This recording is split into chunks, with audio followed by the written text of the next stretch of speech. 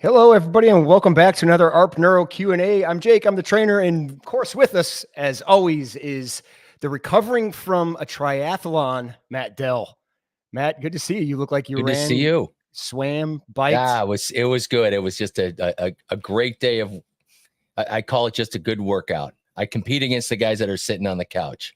That's my new slogan. So I love it. But you did beat the people sitting on the couch because they were sitting on the couch. Exactly. If they probably, you know how it is. I've been doing them for years, so it's kind of muscle memory at that point. Well, listen, I'm really excited about this doctor because it's been a long time. We've been wanting to get him on for a while. He's a rock star. He's in the greatest state in the nation, in my opinion. But before we do, I want to ask you: did you use the ARP to kind of recover through Oh, this? are you kidding me? I am so glad that I've got 2 PRSs because I've had them on consistently for the last, week leading up to it, and actually for recovery. So as soon as the battery dies, I change it out, and been sleeping on it with the blood flow, and game changer. So I absolutely love it. I'm very proud of you because I know before you weren't even touching it. You were kind of afraid of the RX. Now you're firing it up all day. So that's love good. it. Yep, for sure. Are you ready? Are we ready to get this guy on? Because I think Yeah, they're ready to see. let's do a great intro. By the way, I can't wait to. I love seeing the Chicago Bear guys. So I'm assuming. Give us a little bio. Where is? I guess we can ask the questions when we bring them on. So yeah, you're gonna have tons of questions. One thing I will say, it was really easy to pull a lot of cool stuff from his Instagram. I didn't have the time to pull some of the other things, but yeah, I couldn't resist. I had to put the Bears player on there. So yeah, it could be a question you can prompt him. But let's get into that. He's a distinguished physical therapist and a performance specialist, a University of Miami DPT graduate. He is also a certified strength and conditioning specialist and a USA weightlifting sports performance coach. With extensive experience in sports and orthopedic rehabilitation, he has worked with elite athletes across the NBA, NFL, MLB, and Olympic sports, as well as collegiate and general populations. His career highlights include traveling with the Houston Rockets and collaborating with top performance trainers, blending advanced manual therapy with strength and conditioning to enhance athletic performance and recovery. He partnered with the USA Sports Medicine in 2022 and currently practices in the beautiful city of Miami Lakes, Florida. Everyone, please welcome Dr. Zach Colls. Dr. Colls, it's good to finally see you, and thanks for being here today, sir. What's up, guys? I appreciate for having me. How you doing? Great intro, by the way. Jake's been up in his game with these video intros versus some clock that was ticking down when we first started these. Love it. Matt was getting bored and falling asleep. We had to come up with something because I wanted him to be alive. Yeah, and he knew how to get my attention. Being from Chicago, this is the most optimistic this city has been in years. And now we know who to be thankful for. It's obviously Dr. Zach for working on some of these Bear guys. So, tell us. I got to jump right in. Hopefully all of the Bear players. I mean, we've got a ton of guys, but tell us a little about yourself. And it sounds like you've got a practice in Miami. Tell us a little about your history and about your existing practice. Yes, I'm a physical therapist in Miami, Florida, with a co-owned facility called Movement Lab, and also USA Sports Medicine. So there's like 2 companies in there. There's like a gym and performance side, and then also a rehab side. From Virginia, what brought me down to Miami was the University of Miami for my PT program. Finished that, loved it. Obviously, that's why I stayed right here outside of traveling with the NBA for a little bit. And since then, we've just been providing for, again, I know there is a large emphasis in NFL, NBA for us, but we have everything from youth athletes from as young as 10, 11 years old to, I think our oldest patient might be 93. So we have everything in between. Weekend warriors. We have everything. So it's, again, we obviously love working with sports. Me and my business partners have worked extensively with them. But with that being said, we see everything. That's what keeps a business running. That's what keeps everything running. So there is, we focus on everything. It isn't just purely just sports athletics, even though that's what might be highlighted more on our pages.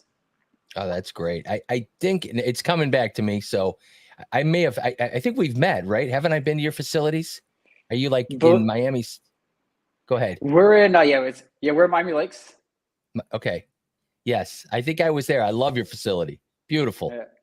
I appreciate it. Thank you. Yeah, it's a co-owned facility. They started it actually while I was in PT school. They started the gym side movement lab, and I joined them alongside shortly after when I finished traveling. So it's been awesome. We've been in our new larger space for about 2.5 years now, and it's been awesome. That's great. Where in Virginia did you grow up? I was born in Richmond. I grew up mainly in Yorktown. Okay. Yeah, I went to high school in Northern Virginia, so many moons ago. But that 93-year-old you were talking about, is that the same guy who competed against Matt and passed him in that last stretch to finish the triathlon? Probably. It might have been. I was walking through the water station, so that's probably when he got past me. No. Well, good stuff. Well, tell us a little bit. I love asking the question. I don't. Tell us a little bit about, the history of how you even discovered direct current, and, give us a little background on that. I'd love to hear. Yeah, so you guys actually reached directly out to me. I was absolutely interested. I had not used the ARPneuro. I had used the other company that plugs into the wall. So I had some familiarity. So was semi-familiar with using it, but not directly familiar with using it. You guys brought it by, demoed it out. Colin brought it by, and Jake showed me everything. And obviously I don't know the exact turnaround as far as the date, but we pretty much purchased it right away. And I would say, as far as things we use in the clinic, that's arguably, I don't want to say every single person uses it, but 10 people come in, whether it's that or the PRS, I'd say 9 out of 10 people are using it. It's very widely used. If it's not used, it might just be, if it's not used on someone, it's a high chance it's just because it's not available and it's being used on someone else. So It's been one of our most used purchases. It's been awesome, honestly. That's great. Are you using it primarily? Give us a breakdown. Is it performance based, or is it recovery based, or tell us a little breakdown of how and when you're utilizing? It's a hybrid of everything. So whether, again, obviously it can be used for pain management, it can be used to get muscles firing. So I couldn't even say which way we use the most, but we'll just start with one. So someone might just want to come in. They just want to say, maybe we do a hybrid of passive VFR. Let's say a guy comes in an off day. We might do like some passive VFR along with ARP. They might sit on there for like the 25, 30 minutes while it goes through the cycles. That might be one way. Might put it on a direct, let's say a knee pain, put it in the joint line, just get some blood flow to the area. Could use it there.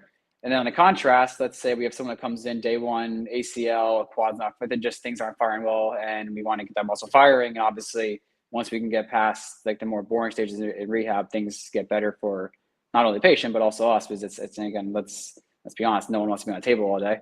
So we would usually get to get that quad firing and go from, let's say, doing straight leg raises to when they're more weight bearing and they can do more loaded knee flexion to squats, lunge patterns, more single leg patterns. So we use it to progress and just kind of, honestly, just accelerate things. I think that's my favorite use for it, because obviously a lot of stim units you can put on a joint passively, it might feel decent. It depends which unit you have. What makes it so unique is, I think personally, is the performance aspect, as far as you can use it active, and it also doesn't need to be plugged into a wall. So if I need to have someone go do like a lateral squat, or we'll even use it on like kind of like maybe like a track athlete that needs to get out of blocks. Maybe they're having trouble on like that first step. I'll literally put them in that exact same position, put it where I think some things are inhibited as being fired, and just literally let's go through the pattern. And while we have the pads on, and then let's say we do 2 sets of 10 with the pads on. We go through it.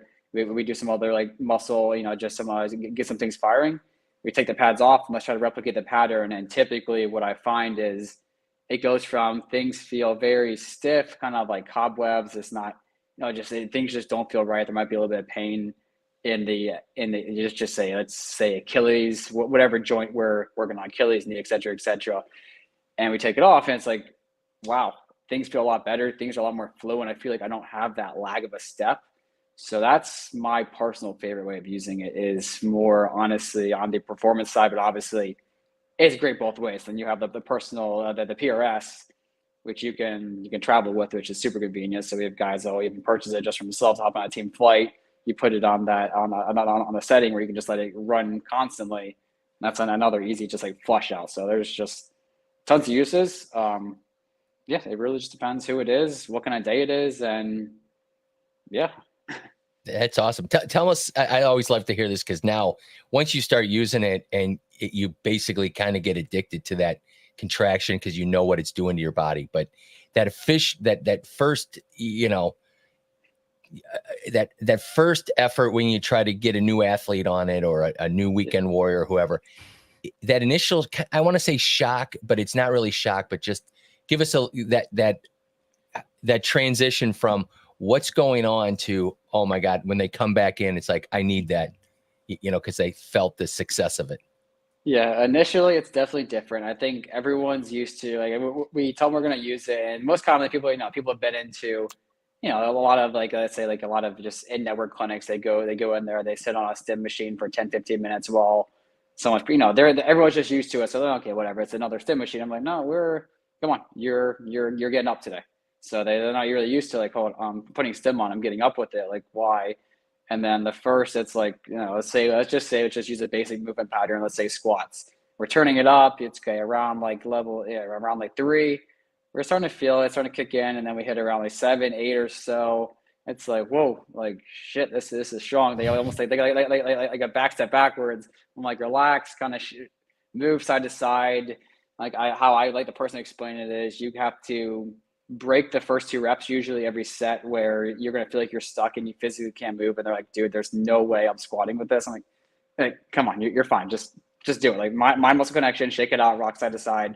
And then from there, they get used to it after the first 2 sessions. Like, this is kind of that transition where, like, they're used to it. They like it. It's a part of their routine. Like when I get someone like on their dynamic warm up or their mobility, it might take a week or 2 for them to get used to it, but then they just get accustomed to it. This is where we're starting. And typically when we have an ARP patient, where someone that's going to use the ARP, it's the first thing I do as soon as they walk in, just because mainly we usually do soft tissue with people first. I like to do the ARP, just get straight to the movement. Also, the lotion and stim pads just don't mix well, so that's another reason. But they kind of know they're coming in. Let's go to the ARP. Let's say maybe you can do anything from a common prep work we'll do. Let's say for like a knee pain patient, if it's like pretty bad, just a general prep, we might even just have them go on the table. Let's go 4 or 10. Let's just throw it on the quads, and let's just do straight leg raises 4 or 10, and then throw it on maybe on the hamstrings. We maybe even keep on the quads and do leg curls 4 or 10. They're just laying on the table. They can go through it passively. And then maybe if we're doing it from like a movement prep standpoint, maybe we'll just do like a squat pad or like a squat and RDL. So 4 or 10, 4 or 10. However, you can break up the numbers however you want to get unique with it. So yeah, it kind of starts off of like initial, like, whoa, this is different. Like I said, kind of bust your ass to like, okay, I know this is where we're starting today. Let's get these rolling. So basically, you've gotten really good at telling these pro athletes, stop being a weenie and deal with this. So you want to get better now. I'm like, oh, come on, you've been through worse. Come on, you've been hit by big dudes. This little thing is you're fine. Yeah, you're in a car accident. You're in a car accident like multiple times every week. So this is nothing for sure. But yeah, I'd love to tell me some of I love asking this question. It's some of those aha, let's start with the recovery. Give us some examples or recovery of, somebody that you had in and they were recovering, and all of a sudden, even yourself personally said, holy cow, this was amazing. The recovery was, half the time. Tell us a few stories like that. Yeah, I mean, I think honestly, the fastest thing, the most notable thing is when you have someone who you just can't even BS it, because you can literally say, and it's usually pretty cool when you have like an intern and you can tell them, I keep using the same example, but let's say ACL and quad firing. A lot of people have what's called extension lag. They do a straight leg raise. Their quad lifts, their lower leg kind of, it dips a little bit. It's not lifting as one. And okay, let's go through 10. Let's just see what it looks like. Typically early on, it doesn't look pretty. You might have someone that comes out and they're just already strong as hell, and they might be able to do it. But if not, it looks pretty ugly. You put the pads on, you get the things firing. Like holy crap, the leg staying straight, we're flying through sets of 10 like crazy, just straight leg raise right away. So I mean, we've had, whether it's high school pro guys, just come in post surgery and just see how you can just minimize that time frame of like pretty much nothing being firing, looking like a dead leg, to it's fired quickly. My goal is to get people do as least amount on the table and get them more active. As I think most people can see on our page, is it's not your typical PT clinic. Not very often you have someone who's 3.5 months after an Achilles tear, split squatting like 450. So it's definitely not your traditional clinic, but that's our goal, is to get people doing things bigger, better, faster, stronger. And this is pretty much essential, especially early on. I think even if I gear away from the from the ACL topic, and we go towards Achilles, I would say even from day one to the very end of their rehab, they're, for the most part, maybe within at least the first 4 months, they're going, they already know, I show them how to do it. They already know the first thing they're doing. They're coming in, they're doing 8 sets of 10 calf raises, normal and reverse polarity, turning it up every single time. I want it as high as you can tolerate it. If you max it out, good. We start in 2 legs, go staggered stance, switch to, or ideally get to single leg, to where they're the single leg calf raise. And I think that's where I most notably see it the most, because with Achilles, that single leg calf raise it's a pain in the ass to get. It's crazy how you just take it for granted. And just seeing how much quicker now using it versus not having this, it just makes that process just seem faster. And then you get direct feedback. Guys use it, they're like, this area just feels better. Ankle feels less stiff. Calf feels like I can push onto my forefoot, get push up through my toes better versus not having it on. Like, just countless times, just getting that direct feedback is awesome with it. That's great. I've got to assume, like all of the other clinics that we support across the country, word of mouth is everything. So as athletes or weekend warriors or whatever, they're out there and they're saying, yeah, you got to go see Dr. Zach. He's a miracle worker. He's got me back in the game a lot quicker than the traditional PT. I'm assuming that's pretty common. No, I mean, we just do what we can. Yeah. Again, we try to make things as fast as possible, but obviously with that, you have to be safe. But yeah, our goal is, let's sit here and linger and make an Achilles rehab last 12 to 18 months. Can we get them back in 6 to 7 months? I think most notably, we just cleared a guy. Yeah, wrote a clearance letter, and he's either 7.5 months, and he's fully clear to get back on the court and return to full activity and games, et cetera, et cetera. We had an exact same case last year while we had the unit as well. A guy cleared in 7 to 8 months, about 7 months as well after an Achilles, which is relatively fast. Obviously, Aaron Rodgers was a whole different story, but I still think it's a pretty notable timeline, getting people back about half a year after a full rupture. Yeah. That's amazing. On the performance side, tell us a couple examples of, guys or sports that you've kind of, maybe they're not rehabbing something, but they're just trying to get better at whatever function that they're doing for their sport. Yes. I mean, from a performance side, I mean, so I guess what would be I guess what exactly are you looking for? I don't want to give you the exact same story. No. I mean, I'm like, like quarterbacks that come in, or, you obviously you deal with a lot of NBA guys that, maybe shooting or, kind of release, or track guys, sports guys. I mean, it's like everybody's trying to look to optimize their performance, obviously, because there's elite athletes, but, give us some examples of some performance where guys went.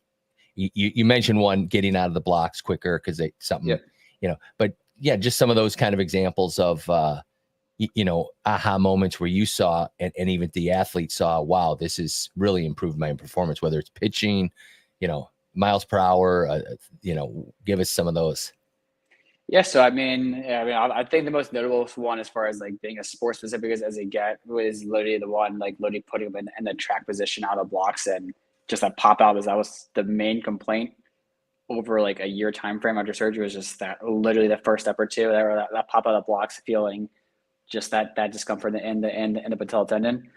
Mm-hmm. But I mean, we've had pictures kind of like you're going, I guess I don't want to use the exact same thing you just said, but kind of just going through the just general throwing motion while it's on. Not even holding anything. We can give me a light ball and just going through like the throwing motion, maybe throw some internal, external rotation with it.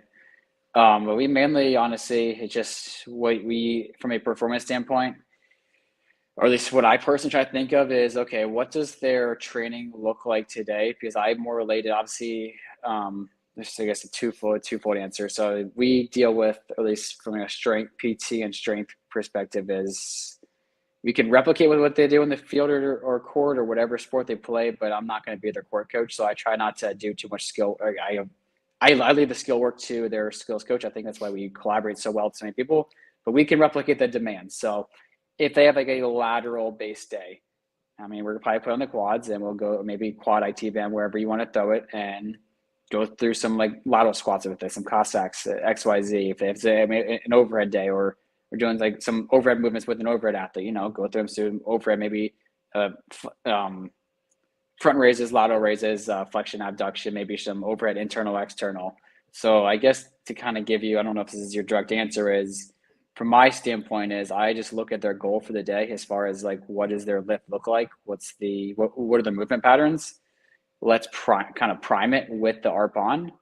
And then from there, we kind of go more into like their training.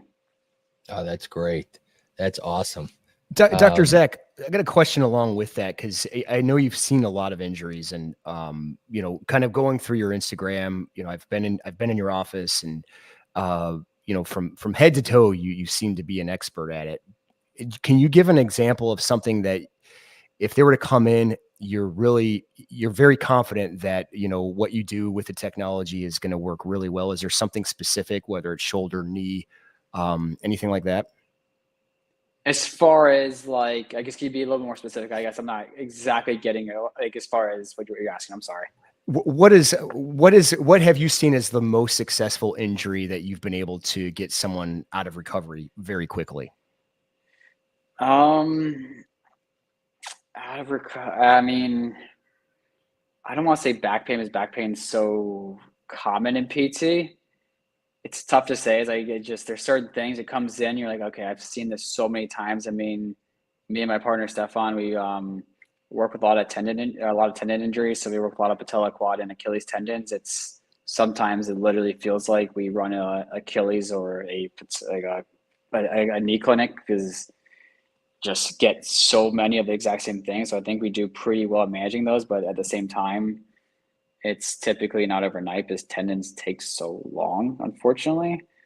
And it depends which times. If it's early off season, we have time to manage things, where if it's right before camp, and it's maybe whether they're on a team or they're a free agent and their name could get called any day and they got to prep and they're dealing with a tendinopathy, you're like, okay, even though I'm pretty confident I can treat this pretty well, only given we have 2 to 4 weeks and you're in a relatively ramp up stage, this is kind of unideal. So I would say a hybrid of, we like seeing tendon injuries because we see them so much, but generally kind of like a little hip issues or like hip low back areas. I feel like we can get those better and feeling a lot better, because usually they come in so debilitated and they leave and it's like, wow, I feel like I was limping in here and now we can get out of here pretty quickly. So I don't even think I touched on that topic at all today with ARP, but that's another huge one. We'll go through mobility with ARP on, which is a whole, I haven't even touched upon any of that, but we have I have a general protocol as far as what I like to do with that as well.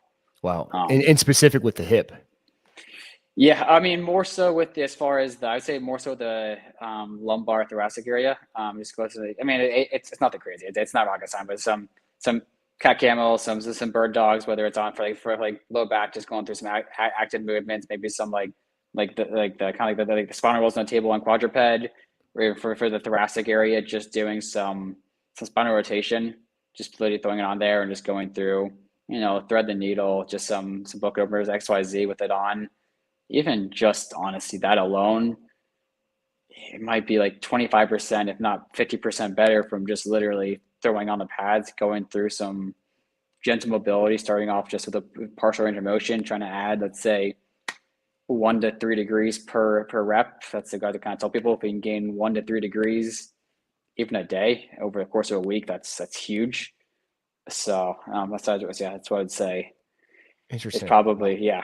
So.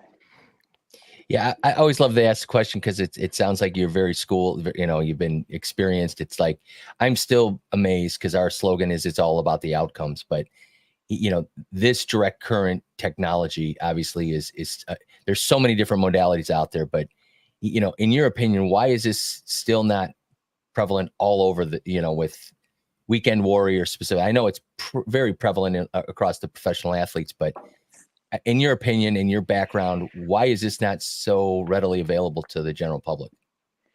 I just don't, honestly, I just don't think it's known about. As honestly, I mean, we have people, I've had people come in just specifically, they see, or they've heard online that we have it, or from a friend or XYZ that we have it. So we've gotten referrals just because, oh, you guys have the ARP, that I want to use it.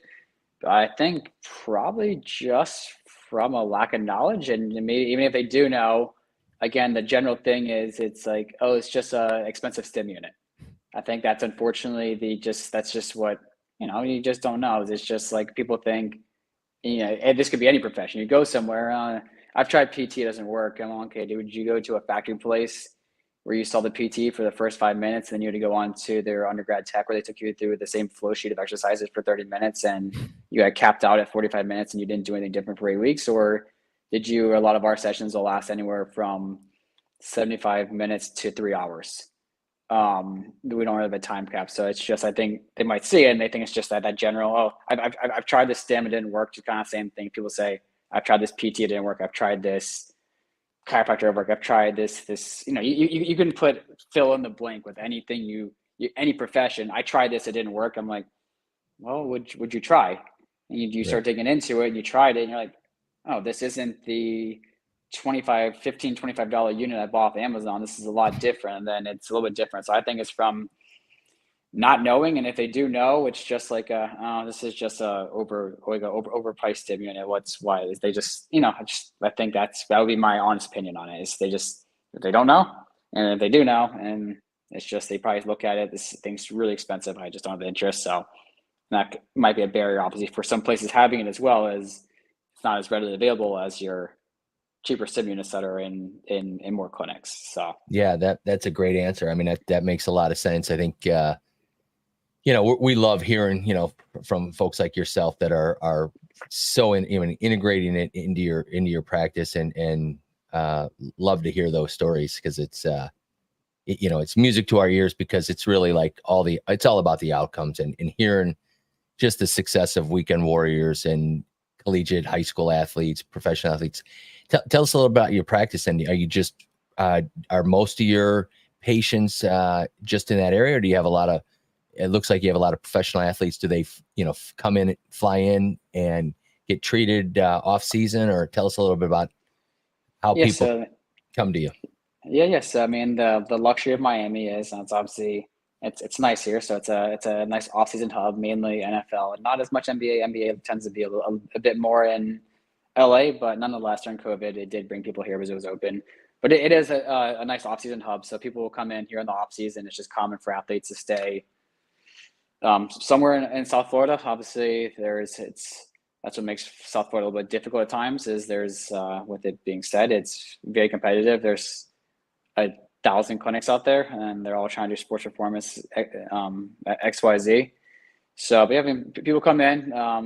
It can be players that we've already had, so it might be their friends. I have a good amount, for me personally, of people that just reach out through social media, and that can be anyone, players, people in general, people overseas. I have some overseast players that have, and this could be any sport. I've had like 2 soccer guys recently on national team. They were just in Miami for a week, and they just wanted to come in, do some. One of them recently had surgery, one of them just wanted training, came in. I don't even know what it was, 3 to 5 times, and they're gone. They said they do the same thing every year. They'll reach out. Some people that stop by, like managers for like musicians, let's say, come by once every 2 months. They're in town. Hey, I'm going to come in, stop in. So a lot of it's social media, networking at events, run clubs, just doing recovery. That's pretty big for us. Yeah. And then just, now I got to ask you, okay, because now I'm going to put you on the spot. All right. Who is the most banged up of a profession? Is it the professional singer, the NFL, the NBA? NFL for sure. NFL, right? Mm-hmm. Those guys. NFL, these guys are freaking, they're warriors. They're strong as shit. But to get this guy to not play, which is, I mean, obviously, I don't know, I think it's just their leg or their arm has to be falling off for them to not play. There's typically there's no rest management in football, and they think they're fine. Obviously, it's different. They're There's less games. That's obviously part of it, but these guys they're just strong as hell. They take a beating. They might, and it's not ideal. They might hide injuries just so they can stay on the field, but without a doubt, it's just like they come in. It's okay. So we know, like, documented as far as everyone knows, and as far as, like, what's been reported is you dealt with ABC. Tell me the other 10 things that happened. It's kind of usually the first visit. It's like, okay, so I know you sprained your ankle. You did this. What else happens? I know that's not the only thing that happened. They usually have a full list, and we go through it. And yeah. So I don't know. That makes. Oh, it's funny because I know we've been supporting some NFL guys, and you're right. I mean, the last thing they want to do is get brought to the tent on the sidelines, because right away, I mean, their lives are potentially, professional lives are so short. They've got to fight through injuries because they've got to make it to that contract year, and they've got to, produce. Injuries are not a helpful thing. I mean, it's a tough sport. So we know that firsthand. I'm glad you said it was the NFL, because if you would have told me it was, the musicians that are, 80 years old out there, filling stadium crowds, and they're out getting, treated to, like the Rolling Stones, coming in, and they're still out there, performing, I would say, I don't know if it's, I would disagree with you, but no, that's all good. Like I said, I would not knock the musicians too much. I've had I have one in particular off the top of my head, or a group of guys. They're just known for flipping off, like doing flips off stage, continually doing I was things. just gonna say that. Yeah, stop jumping off the stage. They're not just jumping. They're always, they're constantly doing like high volume death jumps, or they just they're jumping from spring and flip and XYZ. So some of those guys are honestly, you wouldn't even think about it. But I'm like, oh, this hurt, this XYZ hurts my back. So I'm like, well, let's just take a look at what you did last night, and maybe that's why it hurt. So some of them are like athletes. Dr. Zach, we got a few questions for you. One here kind of puts you on the spot a little bit, but I want to ask you about that as well, because you did mention that a few have asked you about purchasing it. So we have Tony asking a question: can I buy one of these units after a visit, or several with Dr. Zach, of course? Like purchasing a direct unit? I'm guessing one of the PRSs. I know you've sold a few to some other athletes. So how does that work within your office? You can just reach out to me directly, and I just reach out to the team and get you, and you can get everyone connected between them and ARP, and we pretty much go from there. Nice. It's easy enough. Just shoot me a message. I answer everyone. I try to check my messages every single night. It might take a day or two to respond, just depending on the volume, but I am pretty frequent. Even if things get in like the hidden message category, just shoot me a message. I'll answer at some point. Cool. And is that in your Instagram DM? Instagram's always the best way to reach out as far as everything. It's pretty much my part-time, what feels like sometimes a full-time job. So it's probably the best way. If you look at his Instagram, you'll see why, though. He's got a lot of followers for good reason. The videos are fantastic, very professional. It was hard to go through a lot of it because there were so many videos I wanted to use in that video. Yeah, I know. Dr. Zach, you've set the bar now for any of our future participants in the Q&As, because that was pretty impressive intro with the Instagram. So one more question here. I could probably answer this myself, but I'm curious what your perspective is on this. SK, when a professional athlete who has been injured and recovers quickly because of the ARP, why don't they mention it on the news? Yeah, great question. Yeah, it is a good question. I mean, I've seen it in backgrounds of videos, but unfortunately, I just think the reality of they use so much stuff.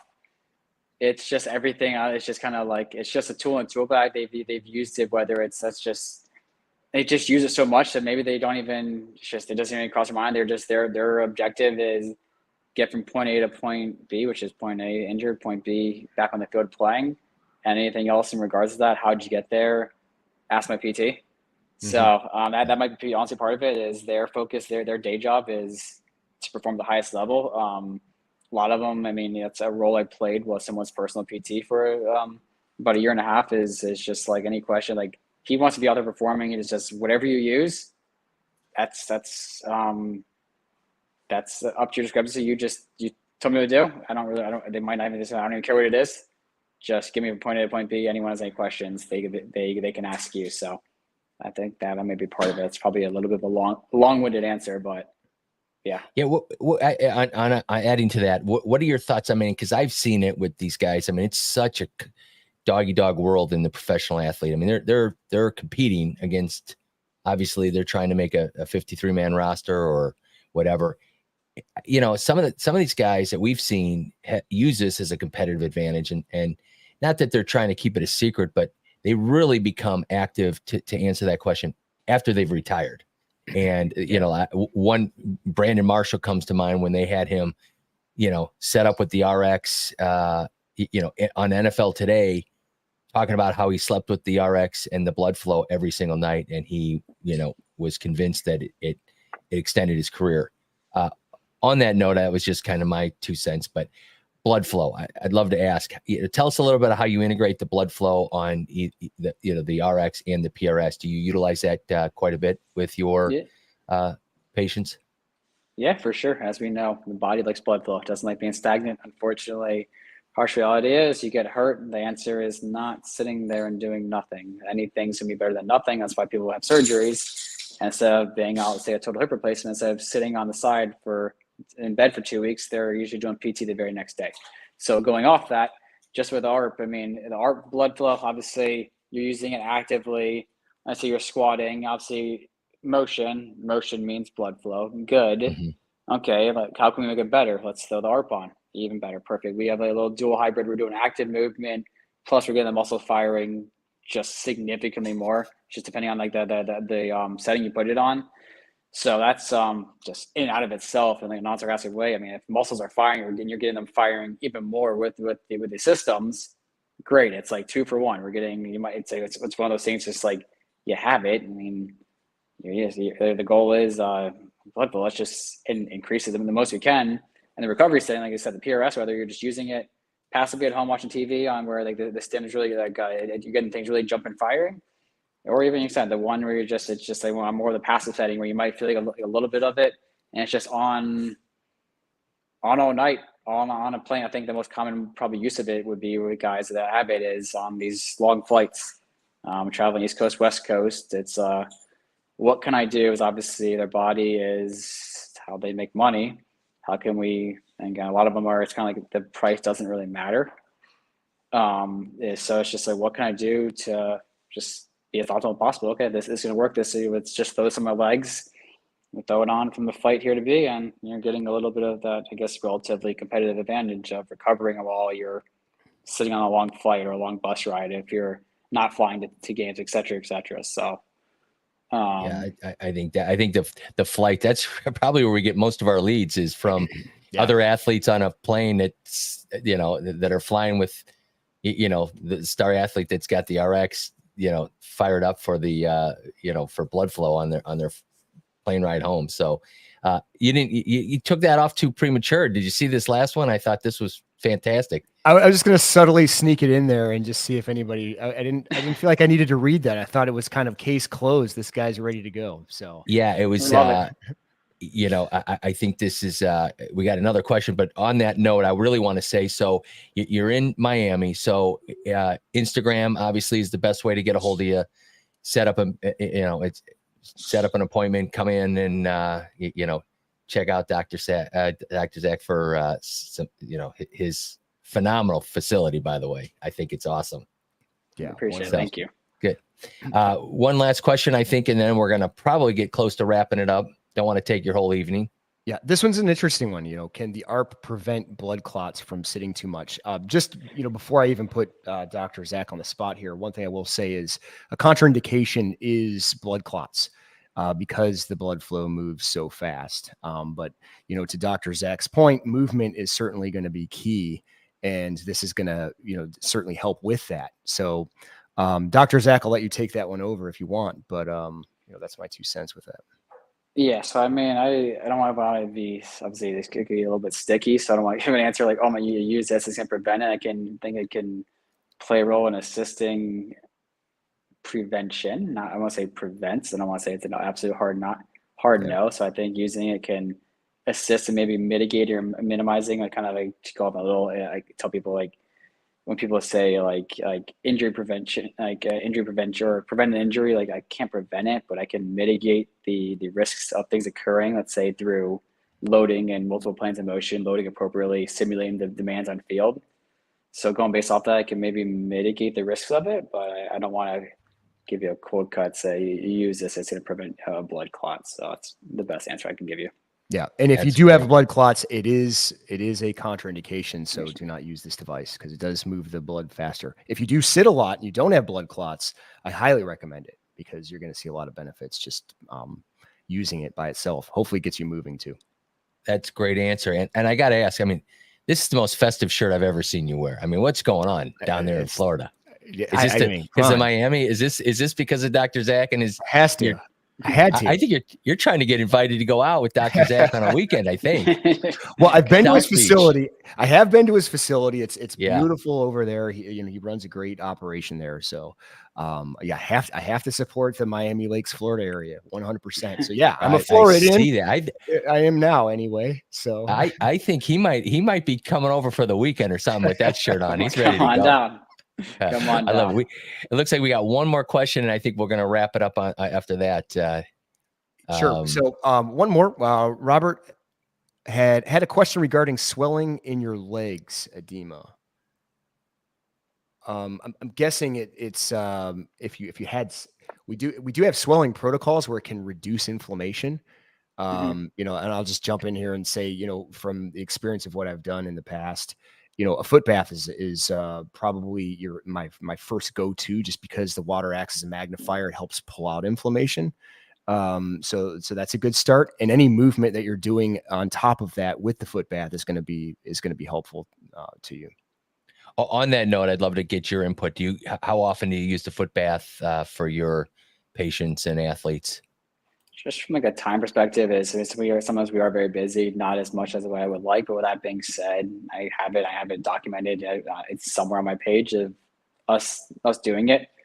Awesome. And that literally was seeing that spark the question. I kind of give the exact same response as Jake, but and then even from say if you use it just on the table, you invert the legs, there's some swelling edema, they're around the area, invert the legs, just seeing it like a little two for one effect. So there's different ways to go about it if you don't have the time for to set up everything. It's just unfortunately we don't always have that with a high volume, and whatever went a little bit slower, we could implement that, but yeah, it can definitely easily be used just right at home, on a table, et cetera, et cetera. Awesome. Good answer. And just one last time, I know we put it up one last time, but where's the best place to find you? Yeah, Instagram. It's just my name, just Dr. Zach Colls. There it is. Please check it out. Dr. Zach Colls. Great Instagram page. Make sure you follow him. Follow them, and they should. We've got a couple good Instagram, ARPneuro and ARP athletes. So Sarah, if you want to pop that up, that would be great. I'm putting her to the test. But Dr. Zach, really appreciate your time tonight. So informative. Love it. Love what you're doing down there. And can't thank you enough. Appreciate your time. Thank you guys. I really do appreciate it. Dr. Zach, good to see you again. Thank you everyone for joining in. Thanks. All right, guys. Have a good night, everybody. Take care. Take care. Take Bye-bye. care. See ya. Take care. Have a good night.